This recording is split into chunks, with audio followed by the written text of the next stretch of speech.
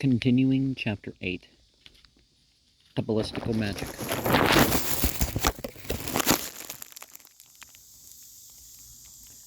This book, being thus perfected, let it be brought in a clear and fair night to a circle prepared in a crossway, according to the art which I have before delivered, and there, in the first place, the book is to be opened, and be consecrated according to the rites and ways which we have before delivered. Concerning consecration, which being done, let all the spirits be called, which are written in the book, in their own order and place, conjuring them thrice by the bonds described in the book, that they come to that place within the space of 3 days to assure their obedience and confirm the same to the book, so to be consecrated. Then let the book be wrapped up in a clean linen cloth and bury it in the midst of the circle, and stop the hole so that it may not be perceived or discovered. The circle being destroyed after you have licensed the spirits, depart before sunrise, and on the 3rd day, about the middle of the night, return and make the circle anew, and on thy knees make prayer unto God and give thanks to him. Well, if you've been worshiping those spirits, don't think just because, because you worship God too, they're going to leave as you will, right? And give thanks to him, and let a precious perfume be made. Open the hole in which you buried your book, and take it out, and so let it be kept, not opening the same. Then after licensing the spirits in their order, and destroying the circle, depart before sunrise. And this is the last rite, manner of consecrating, profitable to whatever writings, experiments, and so on, that direct the spirits, placing the same between the 2 holy lamens or pentacles, as is before mentioned. But when the operator would work by the book that's consecrated, he should do it in a fair and clear season, when the spirits are least troubled, and let him turn himself towards the region of the spirits, and then let him open the book under a due register, and likewise invoke the spirits. By their oaths they're described and confirmed, by the name of their character and image, to whatever purpose you desire, and if there be need, conjure them by the bonds placed in the end of the book. And William de Laurence has given an example of the Book of Spirits, by which you may see the Hindu method, in which the characters, etc., are placed as above described. Then you wouldn't have to talk about so much Kabbalah, right? And having attained thy desired effect, license them to depart. One of the secrets is to focus on evoking yourself. And now I proceed to speak of the invocation of good as well as bad spirits. The good spirits may be evoked of you or by you diverse ways, and they in sundry shapes and manners, and offer themselves to us, for they openly speak to those that watch, and do offer themselves to our sight, are do inform us by dreams and by oracle of those things which we have a great desire to know. Whoever therefore would call any good spirit to speak or appear in sight, he must particularly observe 2 things, one whereof is about the disposition of the invocant, the other concerning those things which are outwardly to be adhibited to the invocation for the conformity of the spirit to be called. It is necessary, therefore, that the invocant religiously dispose himself for the space of many days to such a mystery, and to conserve himself during the time chaste, abstinent, and to abstract himself as much as he can from all manner of foreign and secular business. Likewise, he should observe fasting as much as shall seem convenient to him, and let him daily, between sunrising and setting, being clothed in a pure white linen, 7 times call upon God, and make a depreciation to the angels to be called and invocated, according to the rule which I have before taught. Now the number of days fasting and preparation is commonly 1 month, i.e. the time of a whole lunation. Now in the Hindu Kabbalah, we generally prepare ourselves 40 days before. Well, it's weird calling it the Hindu Kabbalah, but basically I guess the point is he found a tradition of the Kabbalah among the Hindus, and that's what he's turning to, right? Now, concerning the place, it must be chosen clean, pure, close, quiet, free from all manner of noise, and not subject to any stranger's sight. This place must first of all be exorcised and consecrated. And let there be a table or altar placed therein, covered with a clean white linen cloth, and set towards the east, and one each side thereof place 2 consecrated wax lights burning. The flame thereof ought not to go out all these days. In the middle of the altar let there be placed lamens, or the holy paper I have before described, covered with fine linen, which is not to be opened until the end of the days of consecration. You shall also have in readiness a precious perfume and a pure anointing oil, and let them both be kept consecrated. Then set a censer on the head of the altar, wherein ye shall kindle the holy fire, and make a precious perfume every day that you pray. Now for your habit you shall have a long garment of white linen, close before and behind, which may come down quite over the feet, and gird yourselves about the loins with a girdle. And you shall likewise have a veil made of pure white linen, on which must be wrote in a gilt lament the name of Rajpur Kogur. All which things are to be consecrated and sanctified in order. But you must not go into this holy place till it be first washed and covered with a cloth new and clean. Then ye may enter, but with your feet naked and bare. And when ye enter therein, you shall sprinkle with holy water, and then make a perfume upon the altar. And then on thy knees pray before the altar, as we have directed. Now, when the time is expired, on the last day you shall fast more strictly, and the fasting on the day following, at the rising of the sun, enter the holy place, using ceremonies before spoken of. First by sprinkling thyself, then making a perfume, ye shall sign the cross with holy oil. It almost looks like there's things missing there. But Sunday isn't the Sabbath in this way of thinking.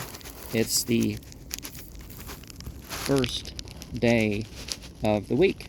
Because in the Bible, and there's $1 million reward out, last I heard, and I've seen the announcements myself, to anybody who can show that the Sabbath does not end at sunset on Saturday.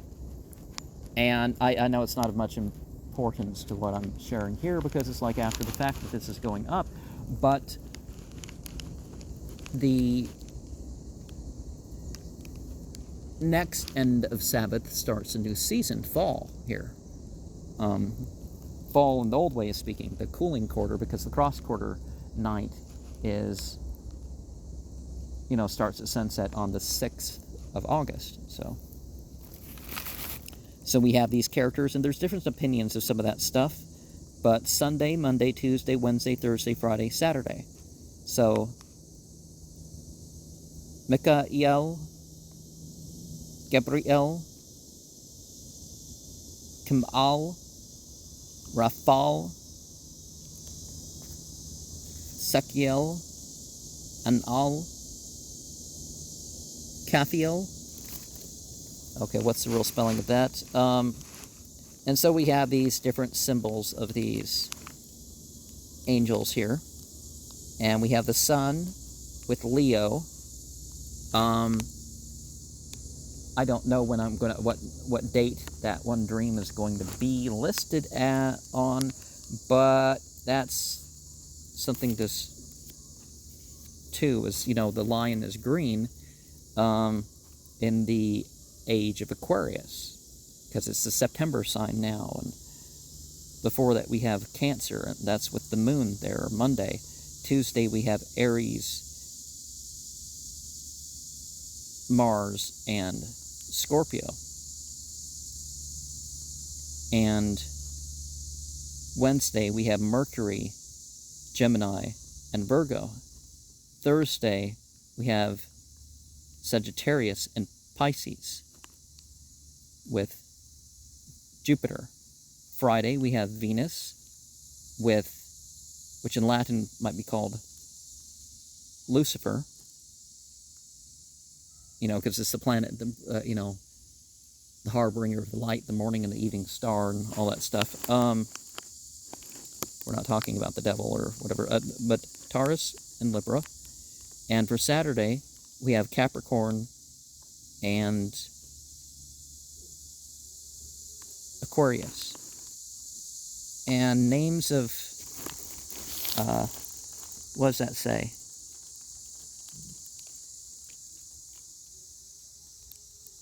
Of the heaven.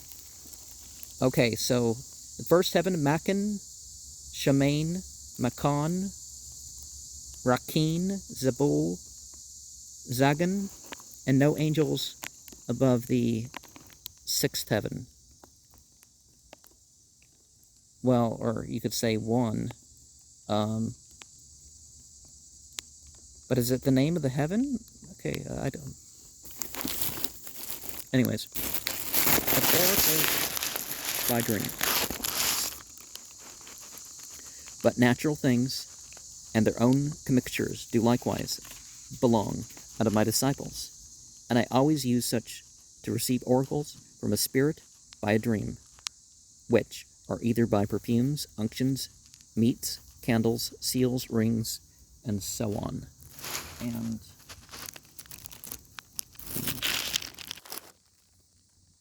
now, those who are desirous to receive oracles in or through a dream, let him make himself a ring of the sun or Saturn for this purpose. There are likewise images of dreams, which, being put under the head when he goes to sleep, doth effectually give true dreams of whatever the mind hath before determined or consulted upon, the practice of which is as follows. Thou shalt make an image of the sun, the figure which whereof must be a man sleeping upon the bosom of an angel, which thou shalt make when Leo ascends. The sun being in the 9th house in Aries, thou shalt write upon the figure the name of the effect desired, and in the hand, the angel, the name of the intelligence of the sun. Let the same image be made in Virgo ascending, Mercury being fortunate in Aries in the 9th, or Gemini ascending, Mercury being fortunate in the 9th house in Aquarius, and let it be received with Saturn with a fortunate aspect, and let the name of the spirit be written upon it. Let the same likewise be made in Libra ascending, Venus being received from Mercury in Gemini in the 9th house, and write upon it the angel of Venus. Again, you may make the same image, Aquarius ascending, Saturn fortunately possessing the 9th in his exaltation, which is Libra, and let there be written upon it the angel of Saturn. The same may be made Cancer ascending, the moon being received by Jupiter and Venus in Pisces, and being fortunately placed in the 9th house, and write upon it the spirit of the moon. And you may have seen in the Druidcraft deck and some other decks that I have, I don't know about the Druidcraft, but the Fiery Wicca Tarot and some other decks, the Hermit card is like drawing down the moon. Some cases it's like the sun or something like that, or some cases it's on the Magician card, but it's sort of the same thing, right?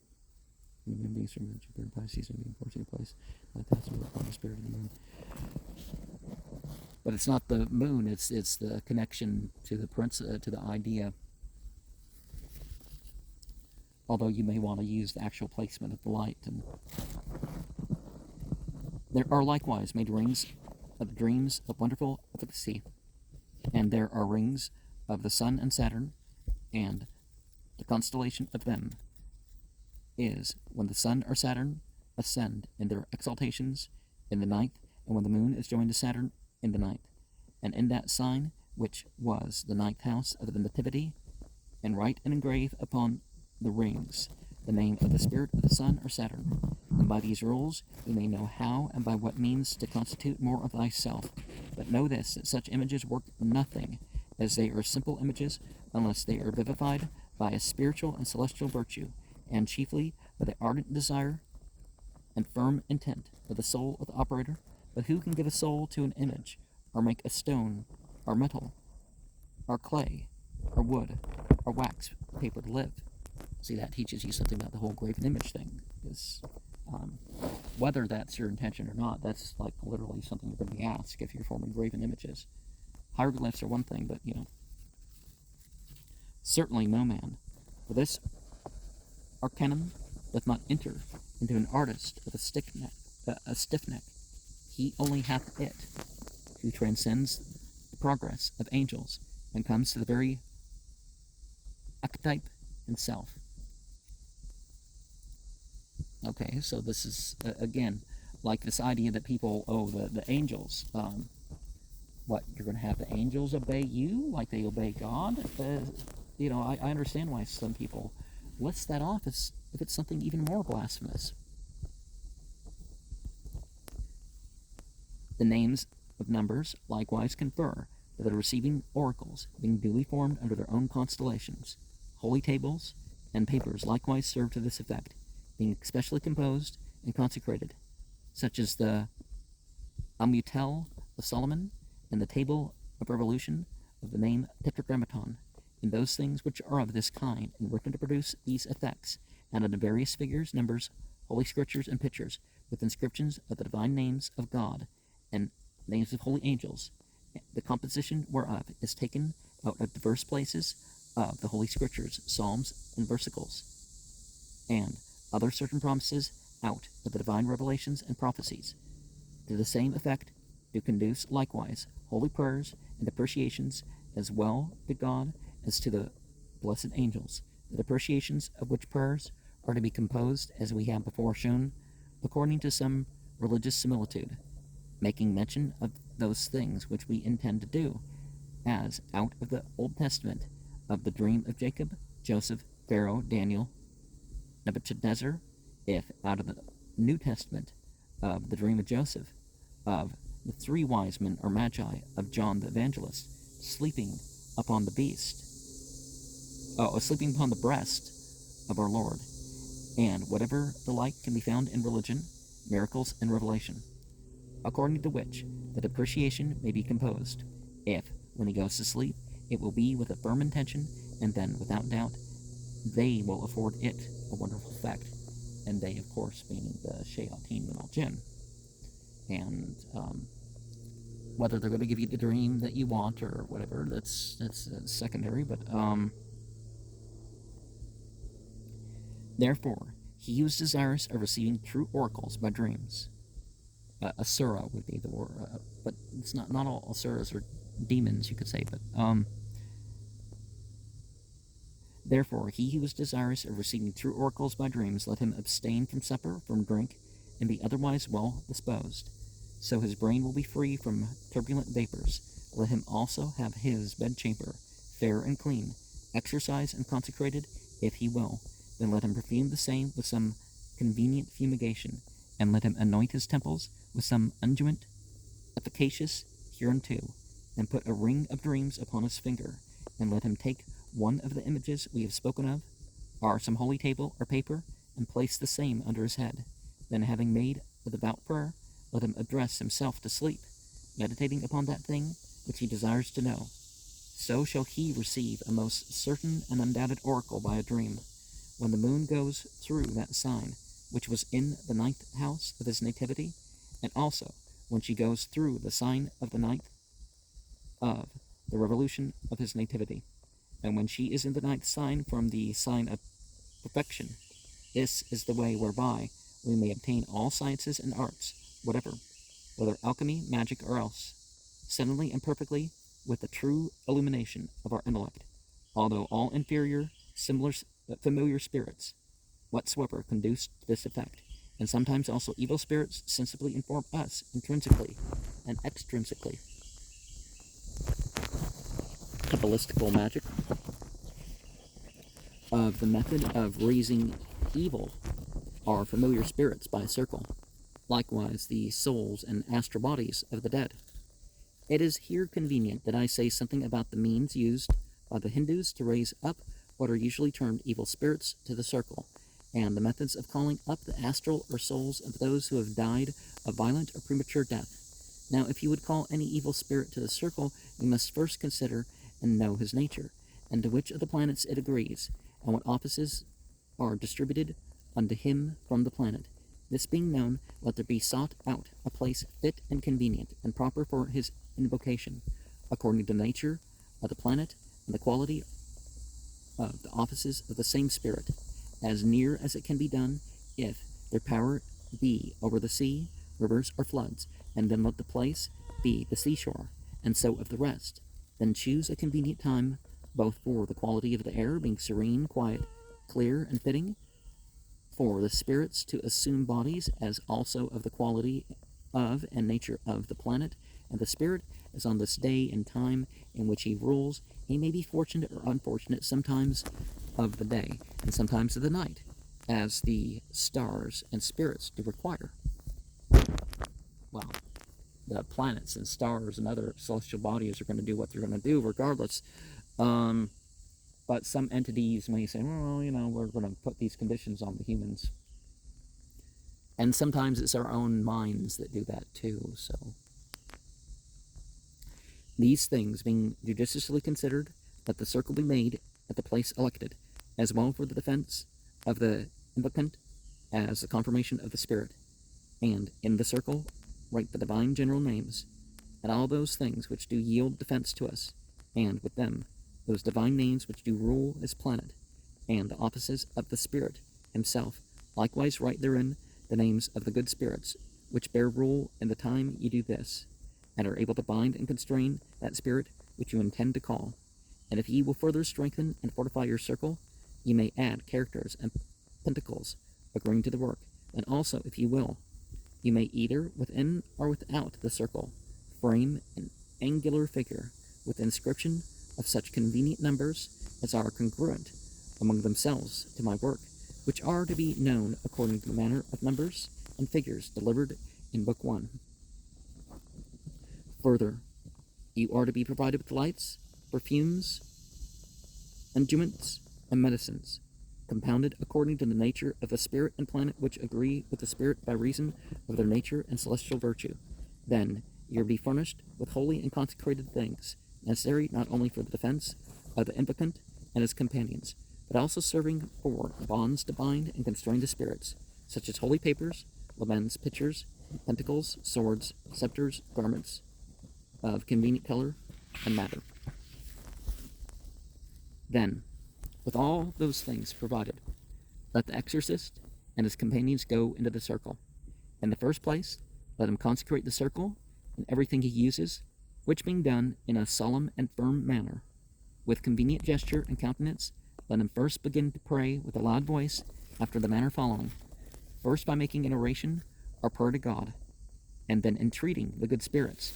But if he should read some prayer or psalm or gospel for our defense in the first place, after those prayers and orations are said, let him begin to invocate the spirit which he desireth with a gentle and loving enchantment to all the coasts of the world, with the commemoration of his own authority and power.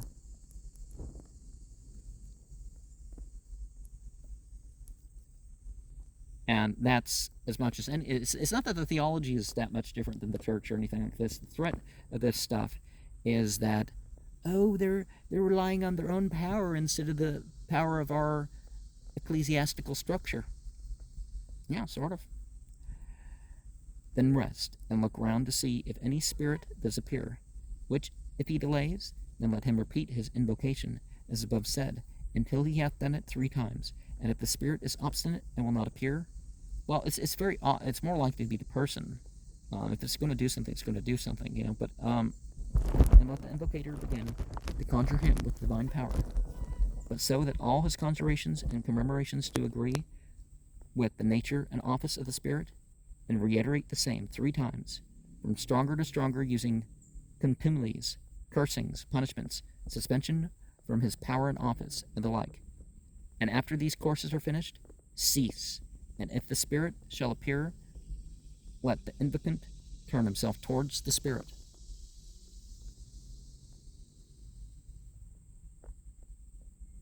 And courteously receive him, and earnestly entreating him, let him ask his name, which write down on your holy paper, and then proceed by asking him whatsoever you will. And if in anything the spirit shall appear to be obstinate, ambiguous, or lying, let him be bound by convenient conjuration. And if you doubt anything, make without the circle, with the consecrated sword, the figure of a triangle or pentagon, and compel the spirit to enter into it. And if you receive any promise which you would have confirmed with an oath, stretch the sword out of the circle, and swear the spirit by laying his hand on the sword. Then, having obtained of the spirit that which you desire, or otherwise are contented, license him to depart with courteous words, giving command that he do no hurt.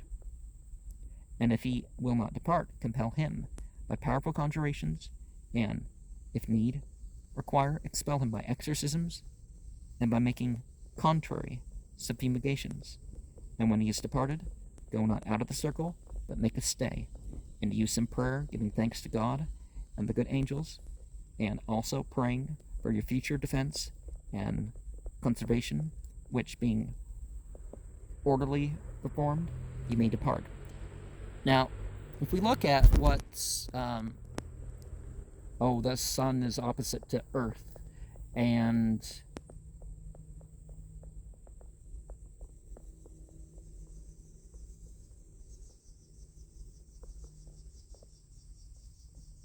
Pisces is opposite Virgo, or whatever.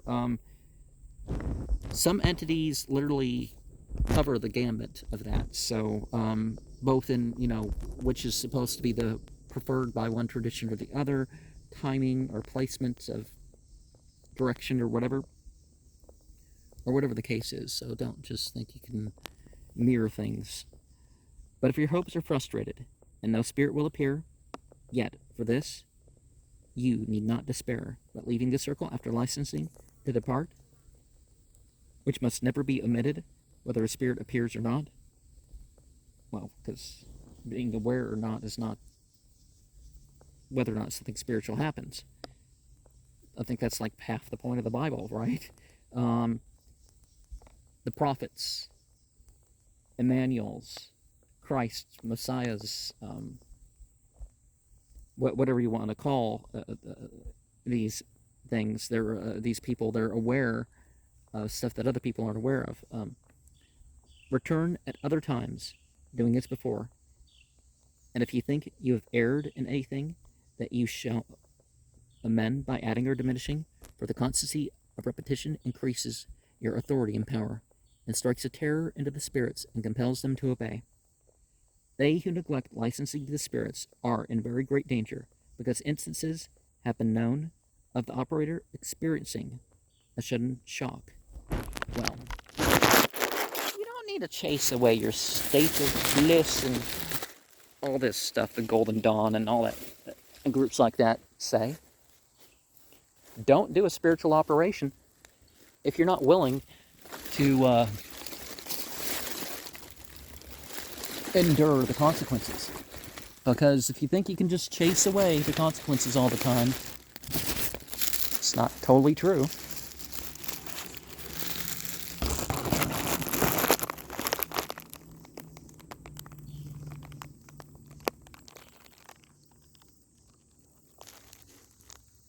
And often the spirits do come, although they appear not visible, to cause terror to him who calls them, either in the thing which he uses, or else the operation itself. But this kind of licensing is not given simply, but by a kind of dispensation, with suspension, until they shall render themselves obedient. Also without a circle these spirits may be called to appear by the way we have delivered in the consecration of a book. But when we intend to execute any effect where an apparition is not needful, then that is to be done by making and forming that which is to be to us an instrument, as whether it be an image, ring, or character. table, writing, candle, sacrifice, or anything else. Then the name of the spirit is to be written therein with his character according to the exigency of the experiment, either by writing it with blood or otherwise using a perfume agreeable to the spirit. Likewise, we are often to make orations and prayers to God and the good angels before we invocate any evil spirit, conjuring him by the divine power. So, see this thing, they're covering up the fact that it's really a contrary tradition by saying, well, as long as we do this Christian prayer stuff with it, and we can illustrate that Jesus wouldn't want the Christian prayer and stuff done either. In some former parts of our work, we have taught how and by what means the soul is joined to the body. I will in this place inform thee farther, that those souls do still love their relinquished bodies after death. A certain affinity alluring them, as it were, such are the souls of noxious men who would have violently relinquished their bodies after death. A certain affinity alluring them, as it were, such are the souls of noxious men who have violently relinquished their bodies, and souls wanting a due burial, which still wander in a liquid and turbulent spirit above their dead carcasses. Well, as long as you didn't do anything that interferes with your correct and not ostentatious burial or whatever, you know, the idea that it's your spirit's like put in limbo or something like that, that just doesn't seem just right.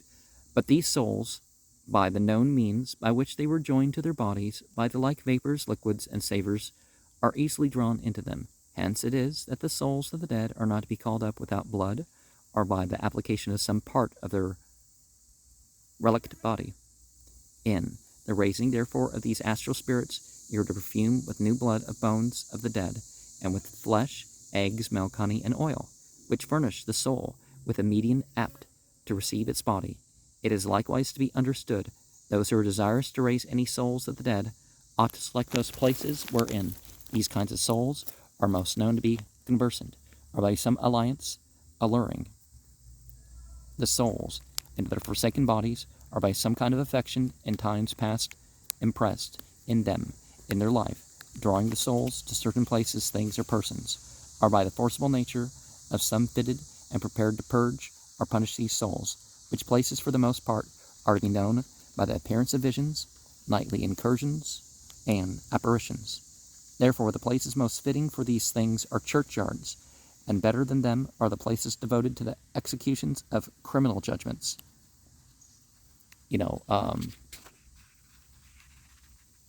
Murders and rapes, and the bodies of people who have done that are said to connect to Ifrits, stalwarts of the jinn, or whatever they're going to be called, the Rakshasas, or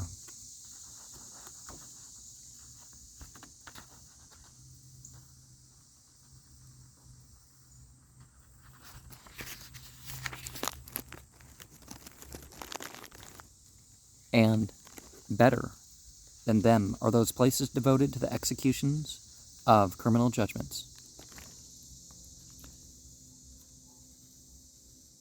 And better than those are the places where, of late years, there have been so great and so many public slaughters of men, that the place is still better than those where some dead carcass that came by violent death is not yet expiated, nor was lately buried.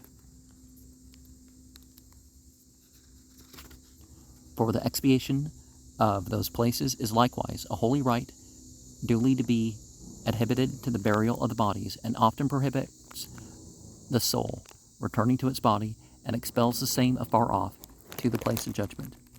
Now there is the composition of the circle